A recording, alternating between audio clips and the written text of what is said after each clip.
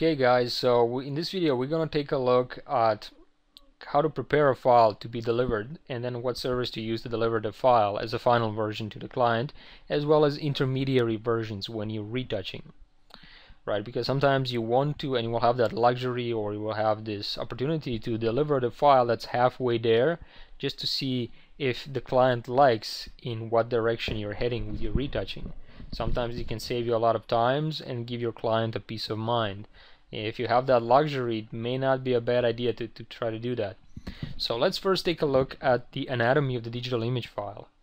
Now, as you already probably know, we have, of course, the package, which kind of holds everything together, and that's the file type or format.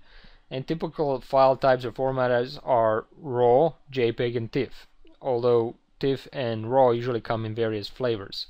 And then we have the file size, because it's not, if you're delivering the files, if you're archiving it and so on, it's not the same thing if it's 2 megabytes or 200 megabytes. So that's one thing we're going to take a look. Then we're going to take a look at color profiles.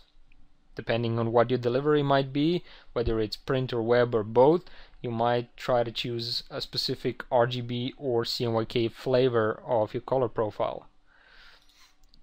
Bit depth. Typically, almost always you will want to deliver the files in 8-bit, but however, there seems to be typical confusion and misconception about 16-bit, so sometimes clients would ask me to deliver the files in 16-bit, mainly because they were afraid that if they do any kind of editing or anything like that, they will lose data, or that simply 16-bit is somehow better for viewing an image without editing than 8-bit, which of course now we know it's not true. So if this is the case and you have been working in 8-bit, you can always at the end just upsample to 16-bit and send them the file that way, and nobody will be the wiser because there is no real difference. However, it's just like sometimes you can't argue with clients, they're always right, but even though they're not right. So if that's the case, deliver in 16-bit. Otherwise, you should always advise and deliver in 8-bit. Then we have pixel dimensions. Rule of thumb is more is better. However, sometimes, because if you want to deliver the files in the intermediary stage, just for them to kind of see the file and decide what to do, you may not always want to deliver full pixel dimensions. You might want to reduce that and resample it. We'll see how that works in a minute. However, as a final file delivery, I would suggest you deliver as much as you can, so they have the maximum flexibility. And sometimes they will want to crop after the fact, whether it's a designer who does the cropped or maybe a photographer itself, and so on and so forth. So I usually like to keep that as an option, as bigger as better. Also, resolution, if it's going for print, then resolution is important. I have one of the videos specifically on resolution, so you can take a look at that and see better on at what time you want to choose what resolution. So those will be kind of the anatomy of your file. Of course, there's also the metadata. I didn't mention it here, and metadata would be things like your copyright information and contact and things of that nature, if you choose to use that, which is not a bad idea. So let's take a look at the file format or type. I have an image here, and this is a flatten already saved as a TIFF file. And if you are delivering your files and you're a professional, you're delivering like similar to this file, then typically you want to deliver, and almost always you'll be asked to deliver in TIFF file format. And I'll save this in my delivery folder, and let's say this is a TIFF. Now, if you're delivering as a TIFF file format, you should know that TIFF is a very versatile file format. It has a lot of things that it can support, such as 16-bit. It can support paths, clipping paths, alpha channels, even layers, and a lot of the stuff almost as much as PSD or native Photoshop file can. It's a very, very versatile file. So when you're delivering, you need to know what exactly are you trying to deliver. You're trying to deliver a file that's going to be then manipulated later by a designer, for example, in which case if you might have alpha channels and clipping pads that might serve well to the designer. Let me cancel out of this to show you what I mean. Now, I don't have a clipping pad or channel mask here, but what you can do is you can create, let's say, for your own retouching purposes, you could create a mask. You have selected the subject from the background, and you have that saved as an alpha channel. If you have that, and you know that this will be directly delivered to the designer, and you know how it will be used, this might be useful for the designer to use that in order to kind of put text, maybe, you know, around her head, and he already has a mask, so he doesn't have to select it and things like that, or for transparency purposes and things of that nature. However, in various cases when you don't know what the designer will do and you're delivering it just to your photographer, which a lot of times is the case, then before you go and save it, you want to make sure that you have deleted all the alpha channels and pads, and you have flattened the file, so you only have, you know, just background layer like this. And then you would go to File and Save As, and you would save this as a TIFF.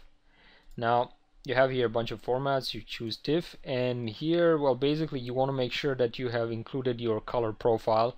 We'll talk about that in a second. And when you click Save, it will ask you, it will give you like another dialog box that will ask you a bunch of settings. Now the reason why we're waiting is because my external hard drive hasn't been used for some time, and it goes to standby. So before it wakes up. Okay, so now we have our Tiff options.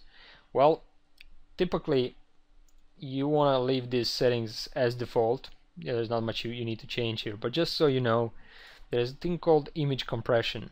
Now, unlike JPEG, which we also have an option here, all of these two options here are what they call lossless compression, meaning that you reduce the file size, but you don't destroy the data. You don't compress it in a way that you're destroying pixels. And the reason for this is that you basically have a smaller file size. However, some older programs and so on and so forth cannot read or have issues with compressed TIFFs. So if you want maximum compatibility but a bigger file size, use none. That means no compression. It's super compatible, but it's a bigger file size. I typically use this one or zip, depending on whichever I want for that purpose. And here, if you choose zip, it will ask you that it's not supported by some older readers. So I almost always use LZV, which is a good compression format. You can also use JPEG compression, which is lossy compression, meaning that you will almost save it as a JPEG, almost. So what I would suggest is you use Lossless for most of your situations, and click Save, and it will save your file.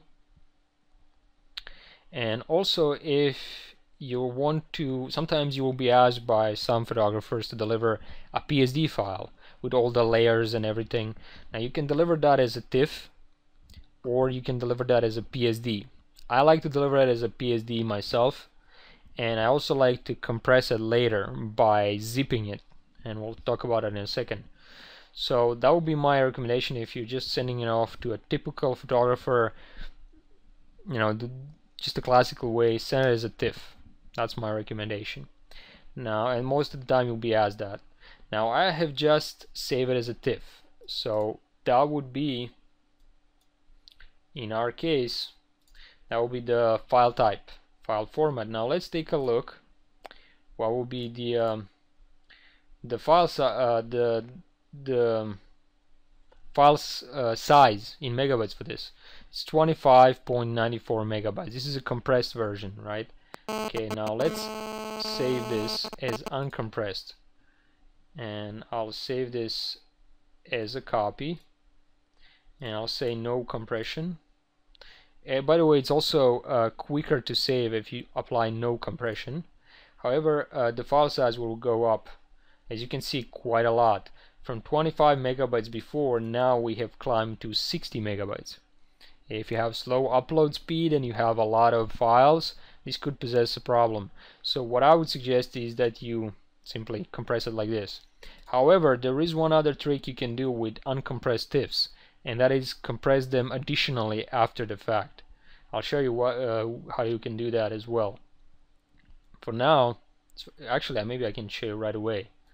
I'll go to and I'll open this in my Explorer, and what I'll do is I'm using a WinRAR application for Windows. If you're on Mac, you might have a different application, or you might be on Windows and use also a different application. Whatever you're using, what I would do is I would compress this, and I'm just going to compress this real quick, and you'll see what happens.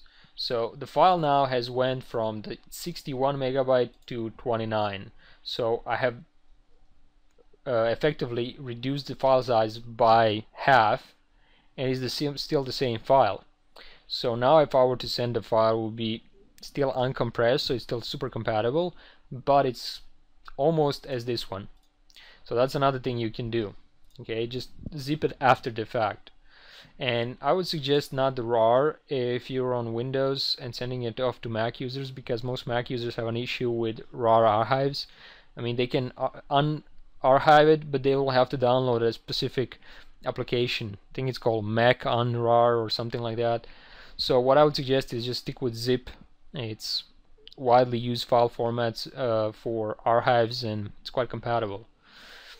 Okay, now second option is that you save it as a PSD file. If you have a lot of layers, this is something you might want to do. Now let me save it as a PSD just to show you something.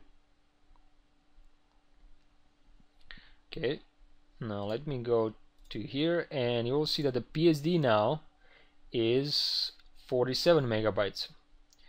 So it is smaller than TIFF, but we can even reduce it still if we add this to its own archive as well. So I'll add an archive for this as well, and you'll see that it will reduce its file size even further to 34, which is still bigger than the TIFF applied with zip.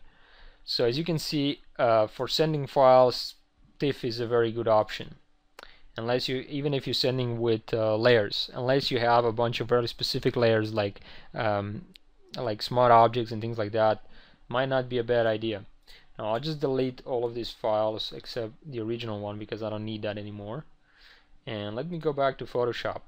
So that's one option. Now you can also save this as a JPEG.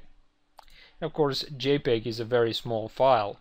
So if I save this, it will give me an option to, well, compress the JPEG. And typically when you're saving a high-res JPEG, or virtually almost always, you would want to go between the quality of 10 and 12. And if I set this to maximum, it's going to say 10. I can also go way up to 12. Now this is my recommendation, but you can see it went from 3 megabytes to about 10 megabytes.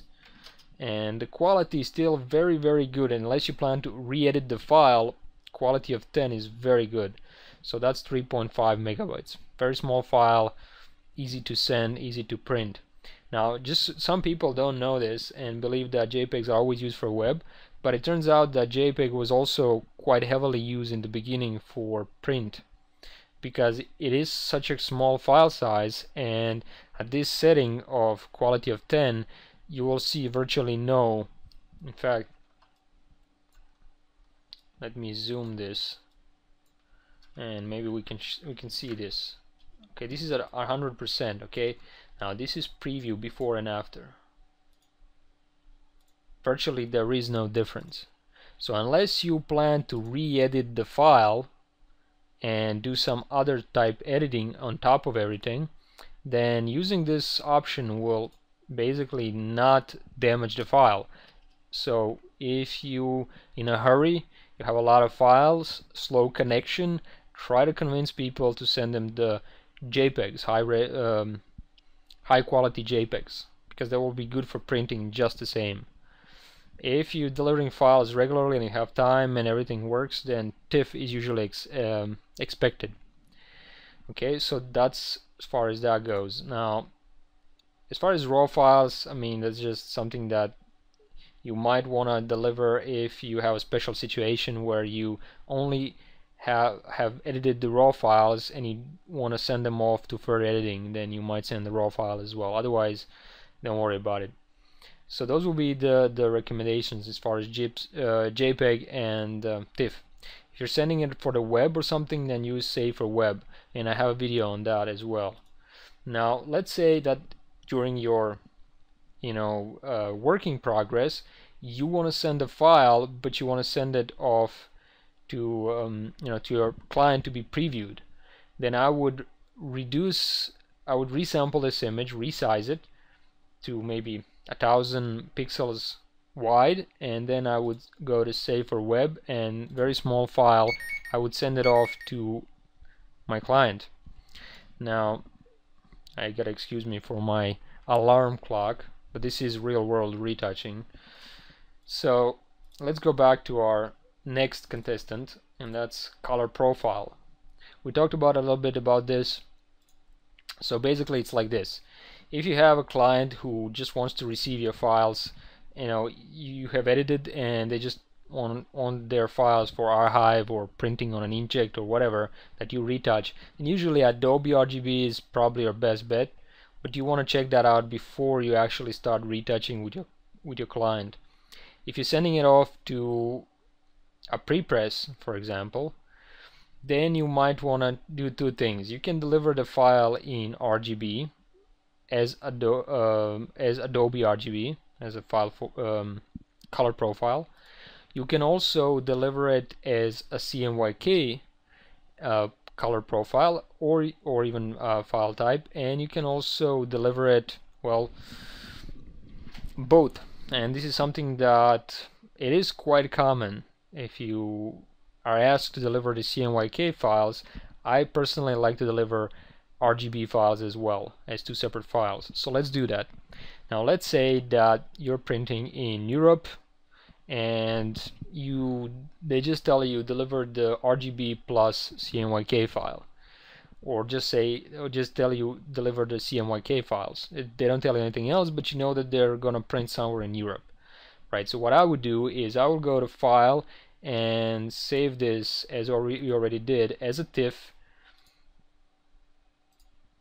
and as Adobe RGB. That's how I would save it. That's for RGB. And then I would also save it. I will go to Image, Duplicate, and let's call this CMYK, and so that the designer and everybody else would know what this is about. And I will click OK. Now I have just duplicated this document, so I can now convert it. So I will go to Image, Convert to Profile, and I would choose my coded Fogra 39 that's commonly used in Europe for printing. And once I know what all the settings I want, I will simply convert it to this, and now it should be coded Fogra 39. Now again I would save it as a TIFF and just click Save. Here I guess I can use LZV for compression, and I'll click Save. Now once it's done, let me go to Delivery.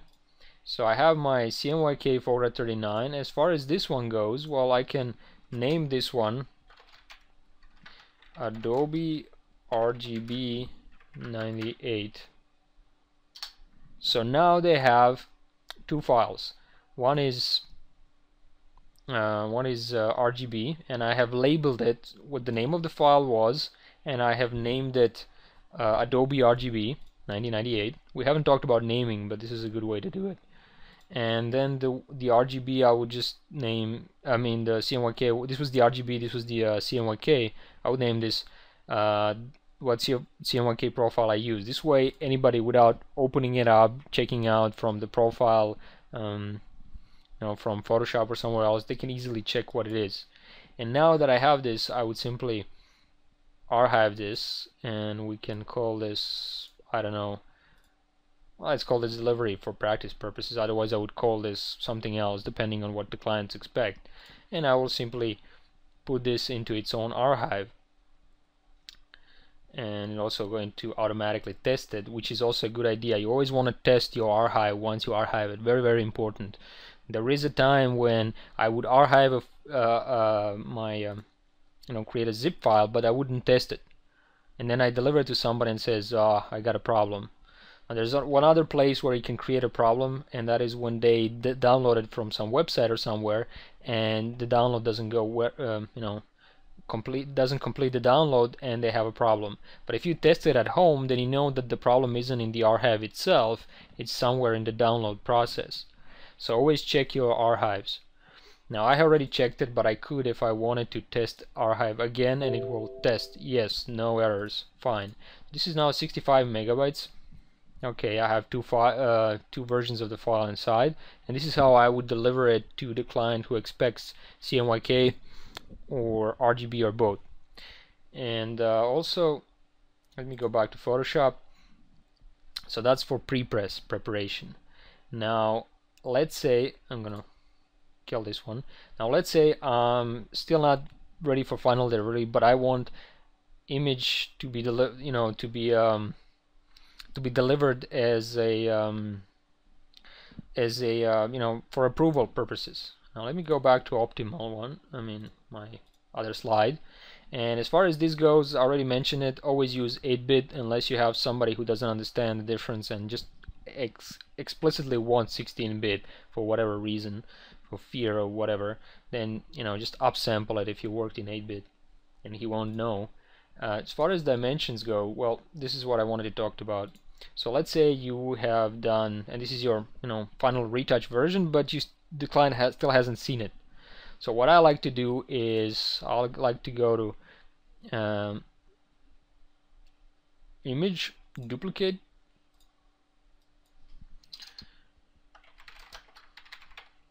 you can call it for approval if you want, so that they know. And I would go to image size.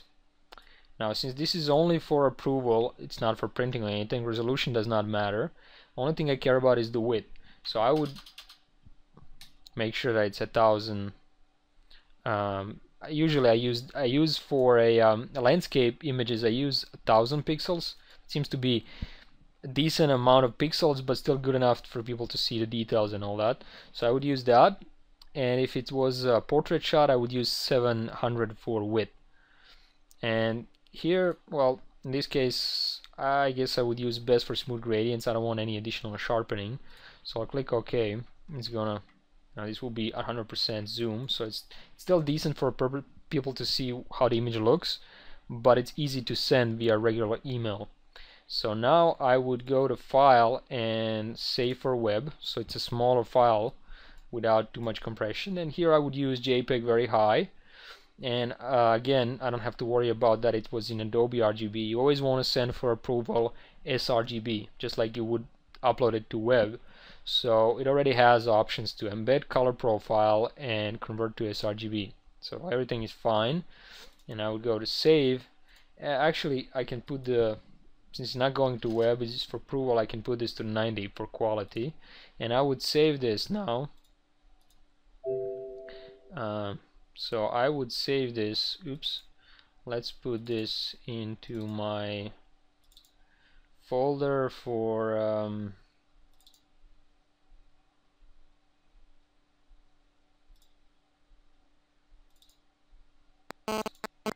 now let's call this for approval. Okay, file, save, and now it should be saved, and here it is. It's 195 kilobytes, but it's still pretty good in terms of quality. So what happens next? Well, now it comes down to how do you send it.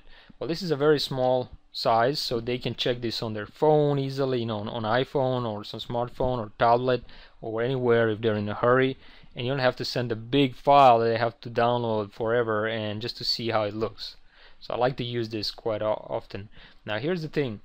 Let's say you are ready to send this now with your email client, right?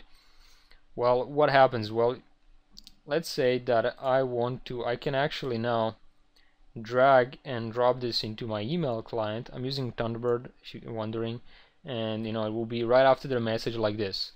Now, sometimes you don't want to do this, because of the problem that many of the email clients are not color managed. So you might, if you send an image like this, it's easy and convenient to view within the actual email client, especially if you're on iPhone or somewhere, but it will not display potentially the way it should be displayed. So if you're worried about color critical information, then you don't want to do it like this. Instead, you want to zip it first. So again, I would go and I would add to archive, right? And also, by the way, when you're saving for web, another cool feature is that it gives you these underscores and dashes. If you do that, then what ends up happening is, if it's viewed in an application on web or somewhere that has problems with spaces in between, you don't have any issues. So that's a good thing. And then I would send this archive instead of a regular image. So let's put this here. Actually, didn't I have to go to attach and attach it in this program, but it doesn't matter. I would basically add attachment as a zip file, and what ends up happening, then they have to open it in another application. Hopefully that will be Photoshop, which I can mention here if I really want to make sure that they properly view the color. If not, this is the way I would use it. Okay, so that's regarding our pixel dimensions and color profile and file type. The last thing we have is resolution, and this, well, I have a video about that, so I won't go into detail, but essentially this only matters if you're going for print. So let's get back to our original big file. Now let's say this is ready for print, and we already, let's say we converted this to CMYK. I would also, or if I deliver it as a TIFF, if I don't know where it's going to be printed, I would make sure that I have enough pixels. By the way, I just opened the image size dialog box. I'm going to edit and image and image size. But once you have that open, I want to make sure I have as much pixel dimensions here as possible, and then usually, just for sake of whatever, I would put 300 resolution for just in case. But if I know this is a CMYK file or RGB file that's going to be printed in a prepress, then typically I would set here 300. Otherwise, if I'm going to print it myself or send it to a lab, then I would make sure that I know what resolution they're looking for. If I'm printing this on an inkjet printer or a photographer is doing it, you also might want to give them as much pixel dimensions as you can, so they can adjust resolution. Or if you know exactly what is going to be printed on, you might want to adjust resolution here as well, but that typically is less of a concern. So that's so much regarding this. And then of course there's also metadata, things like copyright information and things like that, which you can add in Bridge, Lightroom, or anywhere else you want. Now all of these settings that I just showed you in terms of file formats and all that, the same way they work in Lightroom, but I already showed you that quite a few times. So if you're exporting from Lightroom, it's the same principle. You just enter same settings in different parts of the program. And that's regarding preparing your files to be sent. Now what happens once you prepare a file is, how do you deliver the actual file? And let me show you some of the ways you can do that. If it's a small file, like we saw here, 195, anything up to 10 megabytes is something you can send with a regular email. Although many people use Gmail, I believe Gmail allows for up to 25 megabytes attachments. However, for anything over 10 megabytes, out of compatibility reasons, for the sake that they're not using Gmail, actually anything over 5 megabytes usually, I use not Gmail or not any type of regular mail. I use something else. So let me show you some of the options you can use. Now, very popular services are so-called cloud services, and cloud services are basically like this big hard drive on some server somewhere where you upload stuff and then you can provide links to others, or both of you are sharing the same folder on this cloud service system, and you and the client can access it back and forth anytime you want. Now, very popular one of those cloud services is Dropbox. You can use it on all platforms. Very popular. You can download it for your smartphone just like many others, and for your tablets you can download it as a desktop application. So folders on your hard drive is somewhere where you can just drag and drop a folder in some folder which is designated as Dropbox on your hard drive, and it will sync everything with this server. And then once it's synced, anybody who you allow to share the same folder, for example your client, they can download it as well. And this is very cool for clients who you are constantly working with, on a regular basis. So cloud services are very good for that. And one of the options you can choose is Dropbox, very popular. I think it gives you up to 2 gigabytes free space. You can upgrade for more, or you can simply share it on Twitter and Facebook, and they will give you maybe a gigabyte more, and so on and so forth. Very reliable, works very well, so that's one of the things I would suggest you might use. You can also create a public folder, so you can just upload stuff here and then send a regular link file where they can download your files. That's another option. If you're a Mac user, then you probably have heard about Icloud, very popular from Apple, so you might try to use that. Google offers their version. It's called Google Drive, and Google Drive, I believe it offers up to 5 gigabytes or so. I've been using it. I don't like the interface all that much, so I don't know. I think there are better options. Recently I started using Skydrive from Microsoft, another free version. You can also upgrade for more. Available by free standards is 7 gigabytes, so it's pretty good in that way. Does its job very well. It syncs with my iPhone very well and everything, so I'm pretty satisfied with that. Also, there's another option called Mediafire, which is not exactly like cloud service, but it's a way to upload your files to a particular place and then share links. And a good way to do this is Mediafire. By default, you have 50 gigabytes free space by free option, but you can also only upload about 200 megabytes. So that's a limitation. And you have some advertisements and all kinds of BS stuff.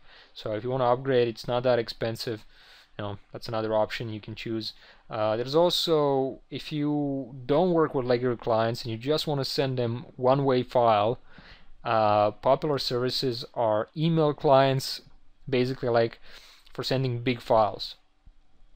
Popular ones are YouSendIt. It allows up to 2 gigabytes file to be sent, just like you would with a regular email, using their web interface. And it's not bad. I've been using it for some time, but I didn't like it when they started using too many advertisements and it just became too aggressive. So another option, very popular, is WeTransfer, and again up to 2 gigabytes. I use it quite often. I've seen other people use it quite often, so that's a very useful option. And my personal favorite one, but I don't see anybody else using this, is FileMail, and it's a very cool email option because it allows you to type your message and all that stuff. You can upload a bunch of files and it sends up to 2 gigabytes as well.